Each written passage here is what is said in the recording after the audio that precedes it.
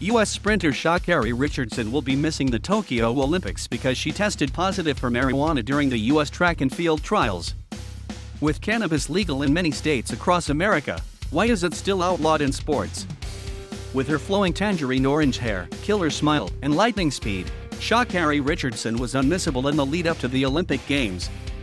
Considered the sixth fastest woman in history, with a best-ever time for the 100m of 10.72, the Texas sprinter was expected to be a major contender for the gold medal in Tokyo. But when her teammates take to the track for the women's 100-meter heats on Friday, she won't be there. In early July, it was announced that Ms Richardson would not be representing the U.S. at the Games because she had tested positive for cannabis use during the qualifying race. As punishment, the U.S. anti-doping agency banned her from competing for 1 month and expunged her qualifying victory. Although the 30-day suspension technically ended during the Tokyo Games, U.S. Athletics chose not to include her on the team. Her disqualification has reignited a long debate over marijuana prohibition in Olympic sports. Given that it is legal in many U.S. states, and that its performance-enhancing properties are disputed, many wonder why cannabis should still be banned. Marijuana has been banned by the World Anti-Doping Agency since the organization first created its list of prohibited substances in 2004. Items on the list meet 2 out of 3 criteria. Criteria 1, they harm the health of the athlete. Criteria 2, they are performance-enhancing. Criteria 3, they are against the spirit of sport. It is the second point that people seem to take the most issue with when it comes to weed, and it has become the subject of many late-night punchlines. The only way it's a performance-enhancing drug is if there's a big Hershey bar at the end of the run, joked the late comedian Robin Williams. In 2011, WADA defended the ban on cannabis in a paper published in the journal Sports Medicine. Citing a study on marijuana's ability to reduce anxiety, WADA found cannabis could help athletes better perform under pressure and to alleviate stress experienced before and during competition. But those findings aren't enough to warrant concluding marijuana is a performance-enhancing drug, argues Alain Steve Comtois, director of the Department of Sports Science at the University of Quebec at Montreal. Mr. Comtois was one of the authors of a 2021 Journal of Sports Medicine and Physical Fitness review of research on marijuana use before exercise and its capacity to enhance athletic performance.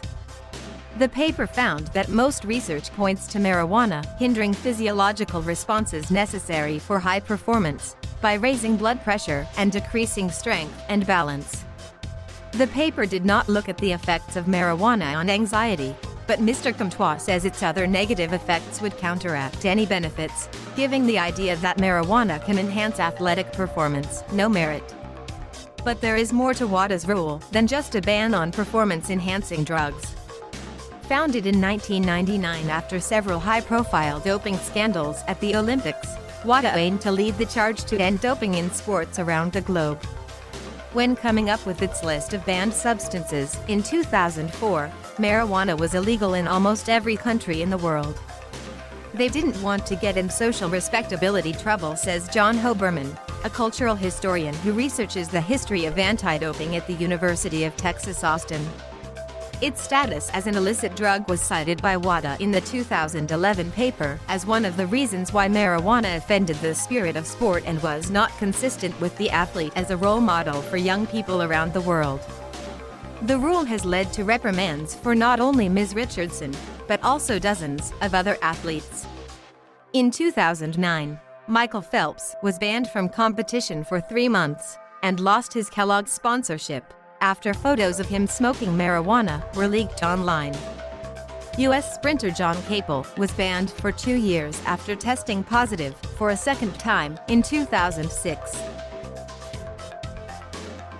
Before WADA created the prohibited drug list, the International Olympic Committee tried to take away Canadian snowboarder Ross Ribagliati's gold medal because he tested positive. It was returned after a court ruled there was no official rule against it. The IOC banned it 2 months later. But over the past decade, marijuana's legal status, and society's attitude towards it, has begun to shift. Uruguay was the first to make it legal to buy and sell marijuana for recreational use in 2013, with Canada following suit in 2018. Many more countries have decriminalized it to some degree, including South Africa, Australia, Spain, and the Netherlands. In the US, it is illegal federally, but it is legal in about a third of states, including the state of Oregon where Ms Richardson tested positive. There has also been an increasing acceptance of cannabis use for medical purposes, with many countries, including the UK, allowing medical marijuana. In fact, in 2019, WADA removed cannabidiol, a component of cannabis, from the ban list, even though the chemical remains illegal in some countries, like Japan, where the Olympics are hosted this year. These changes have fueled the current criticism of Ms Richardson's ban. The runner told NBC News that she had used marijuana to cope with the death of her mother a week before the qualifier. "I greatly apologize if I let you guys down, and I did. This will be the last time the US comes home without a gold in the 100 meters," she said. Amid an outpour of sympathy for Ms Richardson, WADA faced a dilemma. As Mr. Huberman puts it, you can run an organization that is rules-bound and simply dissolve a rule at a convenient moment. Because the cannabis ban is still on the books, an exception could not be easily made for Ms Richardson. And so this young woman was victimized by the existence of this rule, says Mr. Huberman. It's unclear if or when WADA will reconsider the ban on cannabis, but pressure is mounting for it to do so. Ms. Richardson's suspension prompted U.S. President Joe Biden to question the current law, although he fell short of saying it should be overturned, prompting rumors the White House could step in. Rules are the rules. Everybody knows what the rules are going in, Biden told reporters Saturday in Michigan. Whether they should remain that way, whether that should remain the rule, is a different issue. Even the United States Anti-Doping Agency, the American authority that enforces WADA's rules, said it's time to revisit the issue. Until then, Ms. Richardson, and other athletes like her, will have to stay away from cannabis, or stay on the sidelines. Thank you for watching. Please subscribe